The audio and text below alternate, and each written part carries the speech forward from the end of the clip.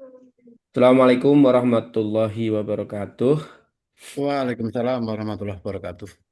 Kita akan melanjutkan materi perkuliahan kita, namun sebelumnya kita awali dulu dengan bacaan Bismillahirrahmanirrahim.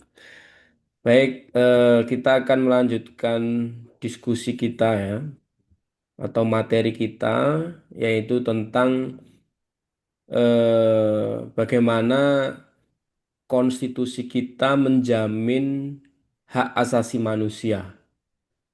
Jadi dalam negara yang menggunakan sistem demokrasi sebagai pilihan sistemnya, salah satunya adalah Indonesia ya. Nah, tentu dalam hal ini dalam konteks berdemokrasi maka memiliki konsekuensi ya atau prinsip-prinsip yang memang harus dilaksanakan di dalam sebuah negara demokrasi itu. Nah, salah satu elemen kunci ya, dari negara demokrasi itu yaitu adanya jaminan hak asasi manusia. Jadi hak asasi manusia itu ya hanya bisa dijamin di dalam sebuah negara yang menerapkan sistem demokrasi gitu. Selain daripada negara yang menggunakan sistem demokrasi, mereka lebih menekankan kepada aspek kepentingan negara, bukan kepentingan masyarakat. Contoh misalkan negara-negara fasis ya, mereka bagaimana menempatkan negara itu sebagai sebuah prioritas. Atas nama negara mereka bisa menindas masyarakatnya gitu. Nah, Indonesia memang sejak awal sebagaimana dirumuskan dalam sidang BPUPK dalam mempersiapkan kemerdekaan, Indonesia itu memang sejak awal didesain ya, sebagai negara yang berkedaulatan rakyat. Ini sebagaimana kita lihat dalam pasal 1 ayat 2 Undang-Undang Dasar 45 kita dalam konstitusi kita mengatakan bahwa kedaulatan berada di tangan rakyat dan dilaksanakan menurut Undang-Undang Dasar. Ini adalah eh, bukti ya bahwa Indonesia menggunakan sistem demokrasi. Ya. Demos itu kan rakyat ya, publik gitu. Dan kratos itu kan pemerintahan. Pemerintahan didasarkan atas rakyat. Nah, pemerintahan yang didasarkan atas rakyat, kedaulatan berada di tangan rakyat itu tentu aspek utamanya adalah menjamin hak asasi manusia warga negara. Jadi kita akan lihat hari ini bagaimana relasi ya hubungan negara dengan warga negaranya. Hubungan negara dengan warga negara di Indonesia kita bisa lihat di dalam pasal 27 ya sampai dengan pasal 29 Undang-Undang Dasar 45. Kita akan cek satu persatu bahwa memang Indonesia ini sejak awal didesain sebagai negara yang menganut sistem demokrasi dan di dalam konstitusinya pun di dalamnya betul-betul menjamin terkait tentang jaminan hak asasi manusia.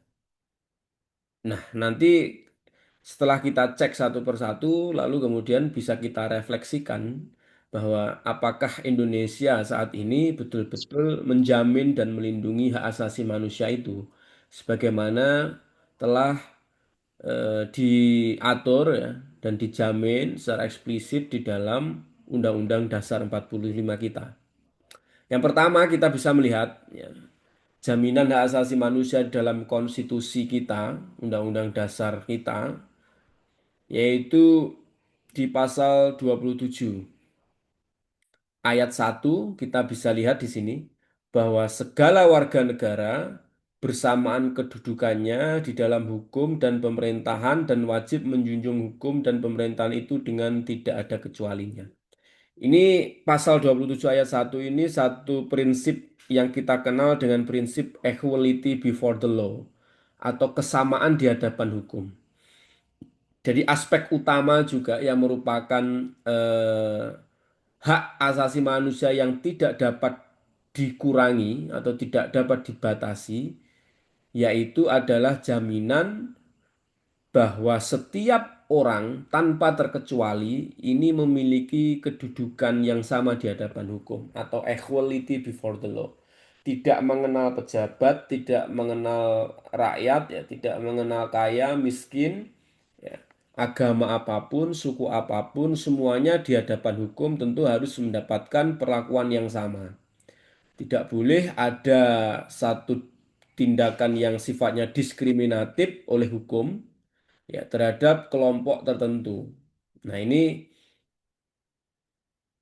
pasal ini sangat menarik untuk kita refleksikan ya bagaimana situasi pelaksanaannya di Indonesia. Apakah betul di Indonesia saat ini sudah menjalankan prinsip ini sebagaimana diatur di dalam pasal 27 ayat 1. Nah, ini Pasal 27 ayat 1 terkait tentang kesamaan kedudukan di hadapan hukum ini adalah masuk kategori kalau dalam kajian hak asasi manusia itu masuk kategori non-derogable right.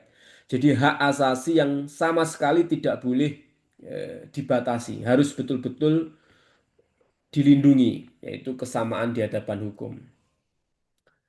Jadi hukum tidak boleh tajam ke bawah, tumpul ke atas dan seterusnya itu kan satu apa namanya postulat-postulat yang memang dalam rangka menjalankan prinsip equality before the law itu. Lalu jaminan yang selanjutnya adalah terkait tentang jaminan atas hak pekerjaan dan kehidupan yang layak ya, bagi setiap warga negara. Ini merupakan salah satu jaminan ya atau kemudian perlindungan yang diberikan oleh negara kita terhadap seluruh masyarakat bahwa negara wajib hukumnya menyediakan lapangan pekerjaan untuk memberikan jaminan pekerjaan kepada seluruh masyarakat atau warga negara. Nah, ini nanti juga bisa kita refleksikan bagaimana situasi negara kita hari ini. Apakah negara sudah melaksanakan kewajibannya sehingga seluruh warga negara berhak atas pekerjaan dan kehidupan yang layak. Lalu kebijakan-kebijakan pemerintah apa yang mengarah ke situ untuk dalam rangka mewujudkan satu hak untuk seluruh warga negara bisa hidup dengan layak, ya, yaitu melalui pemberian pekerjaan. Nah, ini sangat menarik untuk diteliti ya. Nanti juga menarik untuk jadi bahan penelitian skripsi misalkan terkait tentang implementasi pasal ini. Lalu perlindungan hak asasi manusia yang selanjutnya diatur di pasal 27 ayat 3 bahwa setiap warga negara berhak dan wajib ikut serta dalam upaya pembelaan negara. Upaya bela negara itu merupakan hak warga negara. Jadi ketika negara membutuhkan atau dalam situasi genting darurat, maka warga negara Indonesia itu memiliki hak untuk turut serta dalam upaya bela negara. Nah, upaya bela negara ini wujudnya bermacam-macam ya, tidak harus eh, dalam wujud misalkan militer ya, atau perang misalkan, tidak selalu itu, tapi mewujudkan pembelaan terhadap negara itu ya menjaga kedaulatan, ya, menjaga nama baik bangsa dan seterusnya itu merupakan hak warga negara. Dan itu dijamin ketika kita mendapati bahwa negara kita misalkan dihina oleh negara lain, ya kita sebagai warga negara punya hak untuk melakukan pembelaan. Gitu. Karena kita sebagai warga negara yang tentu dalam konsep negara demokrasi kita adalah pemegang kedaulatan atau pemilik kekuasaan atas negara itu. Lalu selanjutnya, pasal 28 ini merupakan jaminan hak asasi manusia di dalam konstitusi kita terkait tentang kemerdekaan berserikat dan berkumpul serta mengeluarkan pikiran dengan lisan dan tulisan sebagaimana ditetapkan dalam undang-undang. Kebebasan berserikat dan berkumpul ini tentu hak yang sifatnya prinsip ya di dalam sebuah negara demokrasi. Karena melalui hak kemerdekaan berserikat dan berkumpul ini nanti lahir satu apa namanya perkumpulan-perkumpulan di masyarakat, di tengah masyarakat yang memiliki satu latar belakang, misi, visi yang sama, misalkan kelompok masyarakat melalui NGO ya, partai politik itu adalah implementasi dari kebebasan, kemerdekaan berserikat dan berkumpul. Nah, jaminan itulah yang kemudian menjadikan negara kita memiliki partai politik yang sangat banyak ya. Jadi kalau sistem kepartean kita di negara kita itu kan kalau kita belajar dalam sistem kepartean itu ada tiga sistem kepartean yaitu sistem kepartean tunggal yaitu dalam negara itu hanya ada satu partai politik. Yang kedua adalah sistem dui partai yaitu dalam negara itu hanya ada dua partai yang dominan. Lalu yang ketiga adalah sistem multipartai, sistem di mana negara itu memiliki jumlah partai politik yang banyak. Nah, biasanya sistem multipartai ini digunakan di negara yang memang memiliki culture, budaya, keberagaman yang sangat banyak. Sehingga partai-partai politik ini mewakili atau menjadi representasi dari berbagai golongan sebagai bentuk masyarakat berserikat berkumpul ya untuk mengeluarkan pendapat, mengontrol pemerintahan itu adalah bagian dari implementasi dari pasal 28 terkait tentang jaminan kemerdekaan berserikat dan berkumpul dan serta mengeluarkan pendapat. Nah, ini nanti tentu menarik juga untuk dijadikan bahan diskusi ya bagaimana implementasi dari jaminan kebebasan berserikat dan berkumpul serta mengeluarkan pikiran baik melalui lisan maupun tulisan. Ini dijadikan dasar juga bagi teman-teman pers media ya terkait tentang bagaimana mereka memiliki peran yang penting untuk memberikan informasi baik lisan maupun tulisan.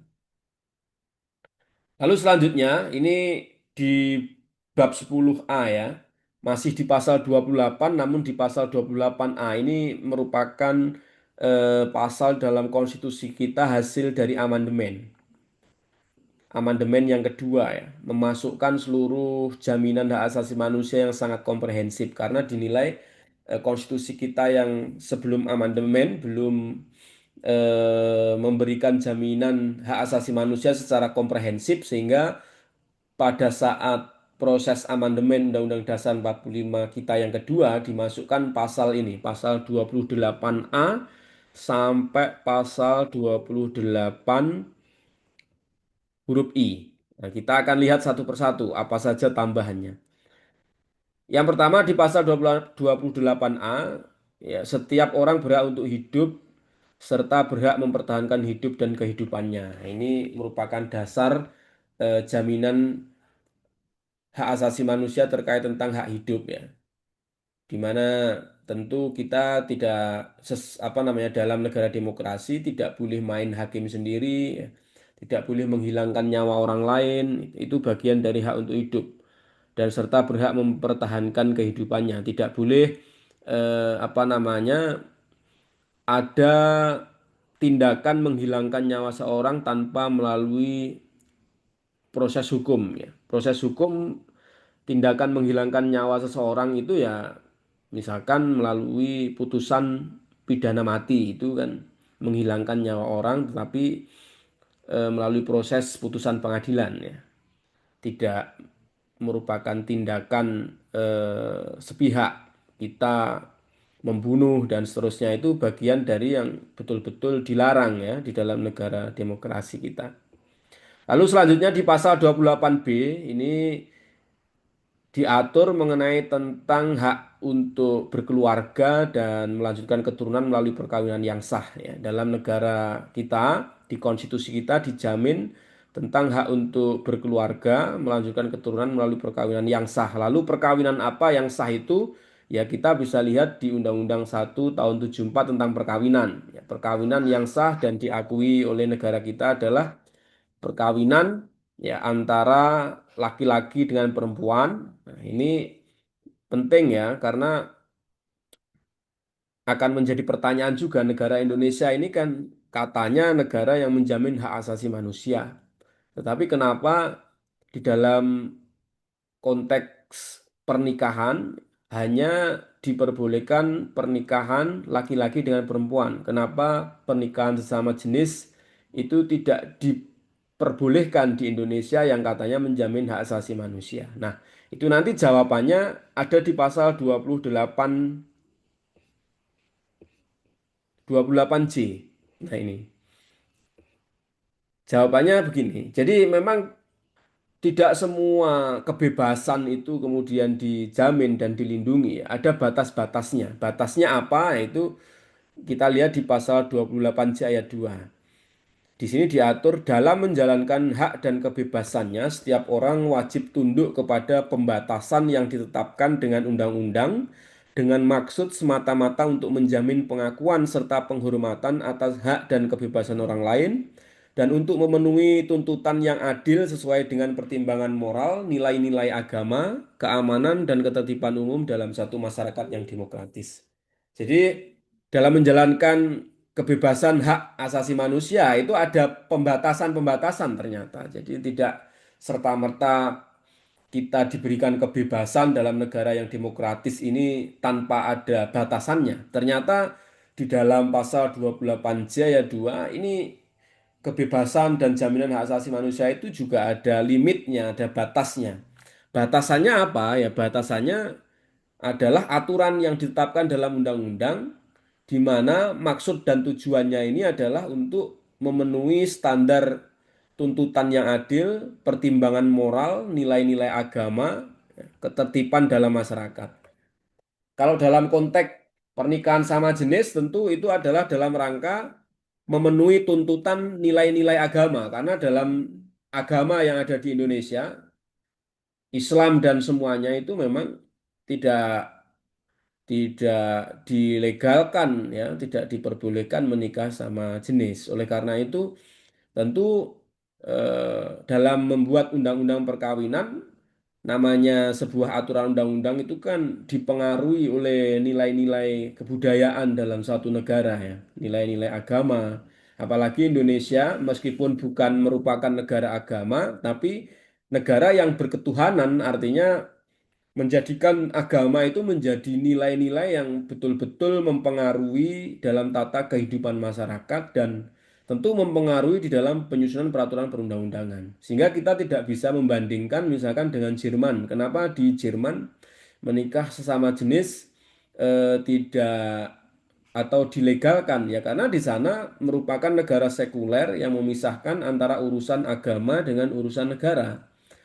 Jadi di situ perbedaannya, sehingga memang dalam konteks kajian teori hak asasi manusia, kita Indonesia ini menganut teori apa namanya relativisme budaya, bahwa jaminan hak asasi manusia itu dipengaruhi dengan kebudayaan, nilai-nilai yang hidup dan tumbuh di dalam negara itu. Tidak bisa digeneralisasi atau diuniversalkan, sebagaimana teori universalisme itu.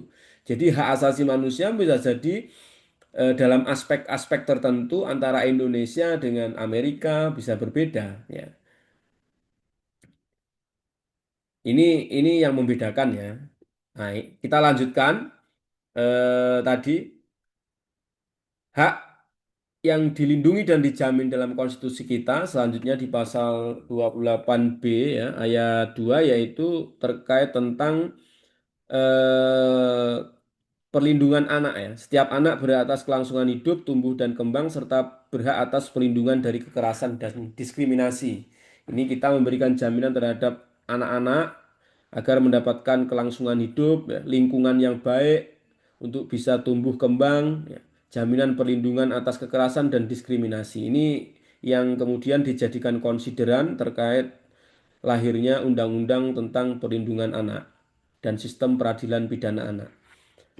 Selanjutnya di pasal-pasal selanjutnya yaitu pasal 28 C ini ayat 1 mengatur terkait tentang hak warga negara untuk bagaimana bisa mengembangkan diri, ya, memenuhi kebutuhan dasarnya, berhak mendapatkan pendidikan, ya. Hak pendidikan, hak memperoleh ilmu pengetahuan, mengembangkan teknologi, seni budaya demi meningkatkan kualitas hidupnya dan demi kesejahteraan umat manusia. Ini hak pendidikan, pengembangan pengetahuan teknologi kita dijamin dan dilindungi. Jadi kalau misalkan kita sebagai warga negara melahirkan sebuah atau menemukan sebuah temuan-temuan teknologi terbarukan yang terbaru itu harus dilindungi, bukan justru nanti dihambat. Misalkan penemuan terkait tentang pengganti bahan bakar minyak melalui bahan bakar apa, nah, itu ya harus dilindungi, bukan malah apa namanya dihambat. Ya, ini merupakan hak warga negara untuk mengembangkan ilmu pengetahuan, teknologi, budaya, dan seterusnya. Lalu di pasal 28C ayat 2 ini setiap orang berhak untuk memajukan dirinya dalam memperjuangkan haknya secara kolektif untuk membangun masyarakat, bangsa, dan negara. Ini masih ada kaitannya di ayat 1 mengenai tentang hak untuk menjadi lebih maju ya, berkembang, berinovasi ya, di tengah-tengah masyarakat, bangsa, dan negara. Kita lanjutkan ya untuk jaminan hak asasi manusia di dalam konstitusi kita di pasal 28D kita melihat di sini ayat 1 terkait tentang jaminan perlindungan kesamaan di hadapan hukum. Ini sebenarnya hampir sama dengan pasal 28 yang merupakan naskah asli Undang-Undang Dasar 45 tadi ya. Jadi tadi kan sudah kita lihat di pasal 28 itu di pasal 27 ayat 1 ya, itu juga berisi tentang jaminan kesamaan kedudukan yang sama di hadapan hukum. Lalu di pasal 28D ini sama ditambahkan, ya, diperkuat di ayat 1 bahwa setiap orang berhak atas pengakuan, jaminan, perlindungan, dan kepastian hukum yang adil, serta perlakuan yang sama di hadapan hukum. Ini kita sebagai mahasiswa hukum harus betul-betul menghafal ya, khususnya pasal 28D ayat 1 konstitusi kita ini. Ini kita jadikan dasar ya bahwa setiap orang itu harus mendapatkan perlindungan, jaminan, dan kedudukan yang sama di hadapan hukum tanpa terkecuali, tidak boleh ada perlakuan diskriminatif. Hukum harus bertindak adil terhadap semua orang ya. Tidak boleh hukum itu kemudian menjadi lebih lunak terhadap mereka yang memiliki banyak uang atau pejabat, tapi nanti justru keras ya dan tajam kepada masyarakat miskin. Nah, ini tidak boleh. Ini nanti yang dijadikan dalil ya, yang dipegang oleh para aktivis ya. Teman-teman semuanya nanti ketika memberikan advokasi terhadap masyarakat kecil. Selanjutnya di pasal 28D ayat 2 ini ada kaitannya juga dengan yang tadi terkait tentang jaminan mendapatkan pekerjaan yang layak. Ya. Lalu kita lanjutkan langsung saja ke pasal 28E ya, ayat 1. Setiap orang bebas memeluk agama dan beribadah menurut agamanya, memilih pendidikan dan pengajaran, memilih pekerjaan, memilih kewarganegaraan, memilih tempat tinggal, dan seterusnya. Ini adalah jaminan kebebasan beragama, beribadah. Ini satu hal yang sangat prinsip ya di negara kita. Meskipun negara kita bukan negara agama, tapi negara kita adalah negara yang berketuhanan, sehingga hak untuk beragama, beribadah itu merupakan satu hak dasar yang mesti harus dilindungi oleh negara terhadap warga negaranya. Termasuk kebebasan meyakini kepercayaan, ya, kebebasan apa namanya, memeluk agama dan seterusnya. Lalu pasal 28F ini berhak atas komunikasi ya, informasi, mengembangkan diri. Ini hak komunikasi dan informasi, hak untuk atas informasi yang valid ya. Nah, ini penting juga, informasi yang benar, bukan informasi yang hoax, itu sebenarnya merupakan bagian dari hak warga negara. Sehingga negara wajib memberikan instrumen sebenarnya bagaimana memproteksi banyaknya informasi yang tumpang tindih, yang hoax, yang tidak benar. Nah, ini di era digital hari ini kita sulit sekali ya membedakan mana pemberitaan itu yang benar, apalagi sekarang setiap orang itu kan bisa menjadi jurnalis ya.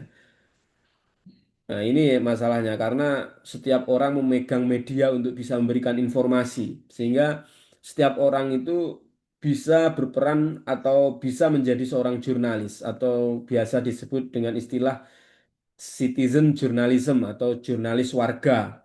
Itu mereka kan tidak didiklat dan tidak mengerti kode etik sebagai jurnalis, tetapi mereka memiliki media untuk bisa memberitakan sesuatu. Nah, ini tanggung jawab pemerintah sebenarnya untuk kemudian memberikan instrumen bagaimana agar informasi yang dapat dikonsumsi oleh publik adalah informasi yang benar seperti apa.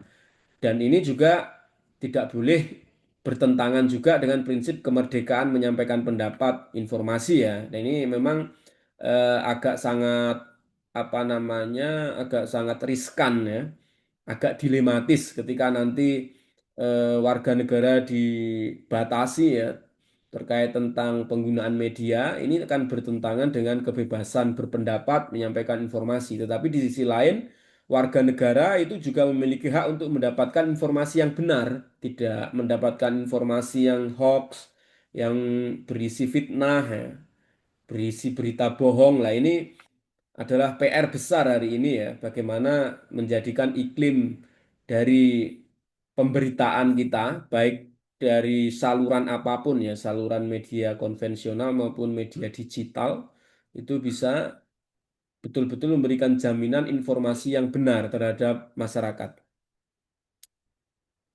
Kita lanjutkan di pasal 28G ayat 1, ini jaminan terkait tentang setiap orang berhak atas perlindungan diri pribadi, keluarga, kehormatan, martabat, harta benda di bawah kekuasaannya. Ini adalah jaminan kita memiliki hak atas kepemilikan, ya.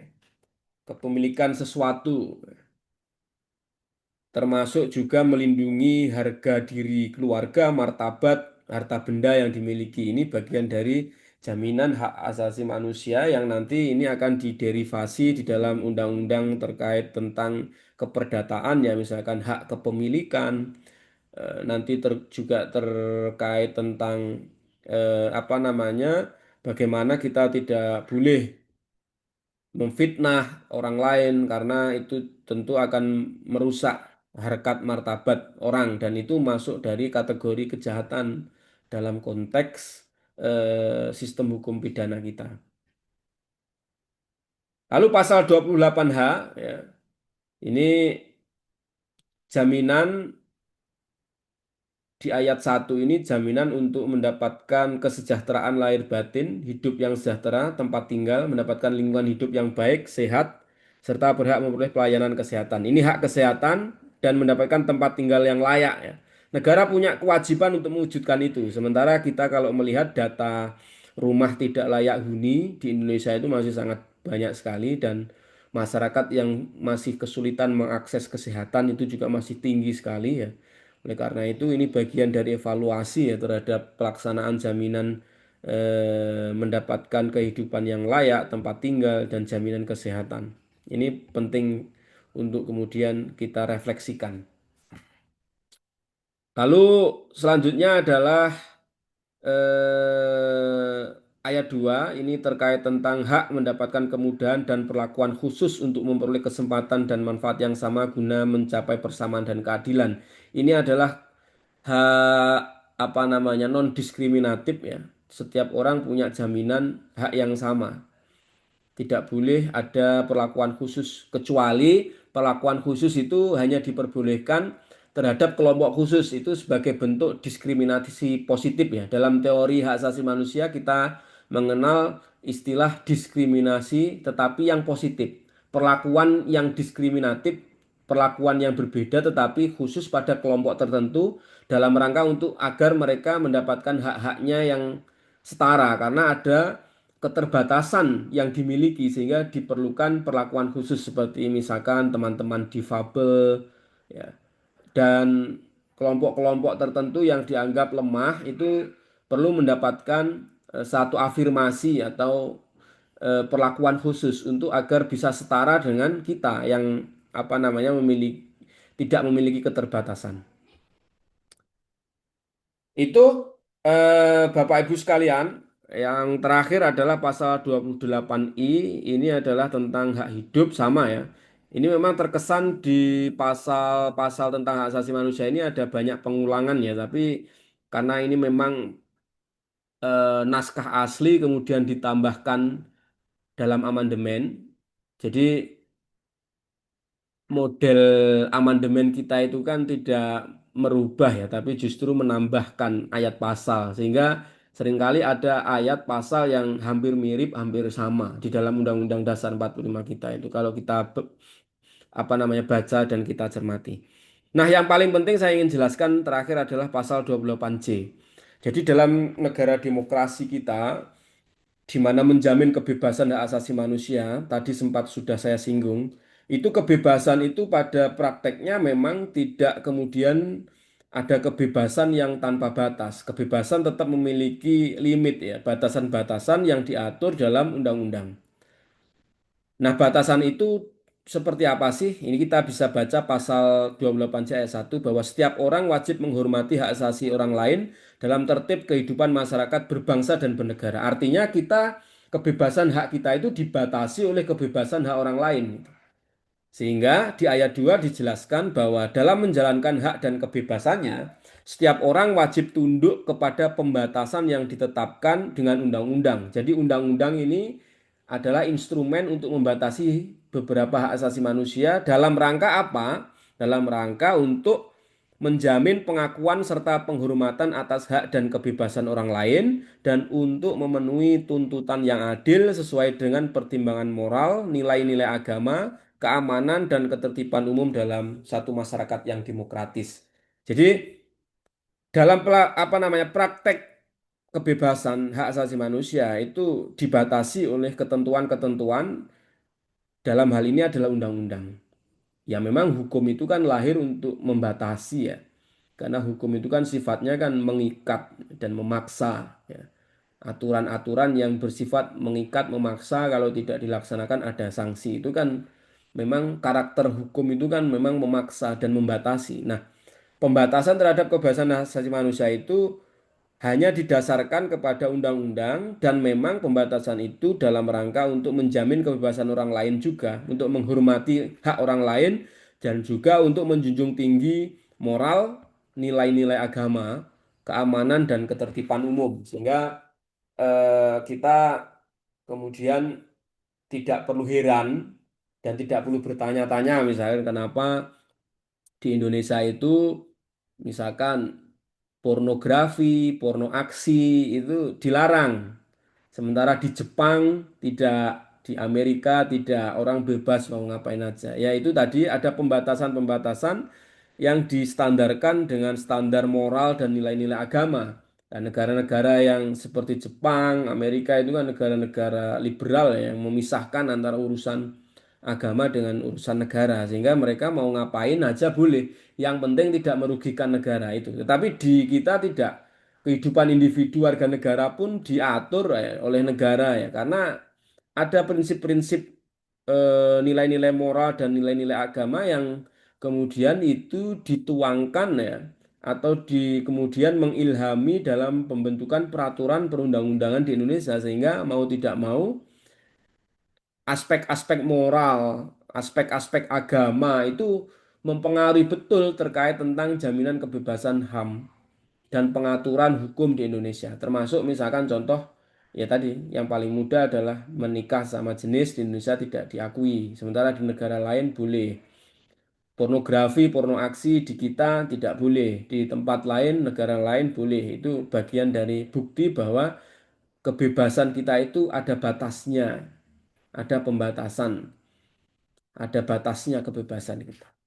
Itu Bapak Ibu sekalian dan teman-teman semuanya mengenai tentang bagaimana konstitusi kita itu menjamin hak asasi manusia. Ini sebagai bukti bahwa Indonesia merupakan negara yang menganut sistem demokrasi. Karena salah satu aspek penting dalam negara yang menganut sistem demokrasi itu adalah adanya jaminan hak asasi manusia. Itu sebagaimana disampaikan oleh Larry Diamond, Muhammad Hatta, dan tentu teori-teori yang lain, semuanya sepakat bahwa negara yang dinamakan negara demokratis itu ada faktor utamanya ya. Salah satunya adalah perlindungan dan jaminan hak asasi manusia. Sampai di sini silakan mungkin ada pertanyaan, Pak Ibu sekalian.